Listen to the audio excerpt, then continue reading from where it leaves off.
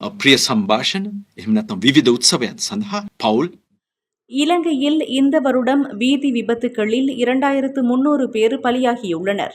இந்த வருடம் ஜனவரி முதல் இதுவரையான காலப்பகுதியில் நாடளாவிய ரீதியில் அபாயகரமான 2210 வீதி விபத்துகள் பதிவாகியுள்ளதாக போலீஸ் ஊடக பேச்சாளர் எஃப்யூ புட்லர் தெரிவித்துள்ளார்.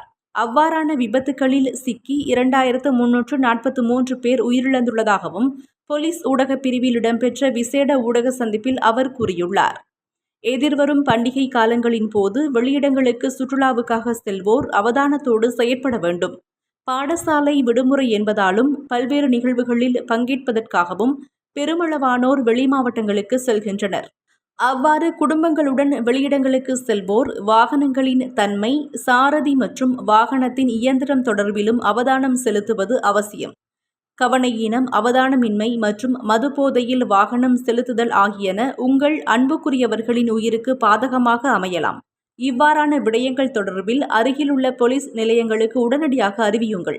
அந்த வகையில் இந்த வருடம் ஜனவரி முதல் இதுவரையான காலப்பகுதியில் நாடளாவிய ரீதியில் உயிரிழப்புகளை ஏற்படுத்தக்கூடிய அபாயகரமான 2210 வீதி விபத்துகள் பதிவாகியுள்ளன. அவ்வாறான விபத்துகளில் சிக்கி 2343 பேர் உயிரிழந்துள்ளனர். அத்துடன் படுகாயம் ஏற்படக்கூடிய வகையில் 4360 விபத்துகளும் பதிவாகியுள்ளன.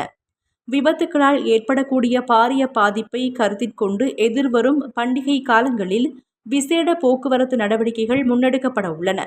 கவனயீனமாகவும் மதுபோதையுடனும் வாகனம் செலுத்துவோருக்கு எதிராக கடுமையான சட்ட நடவடிக்கை எடுக்கப்படும் என அவர் குறிப்பிட்டார்.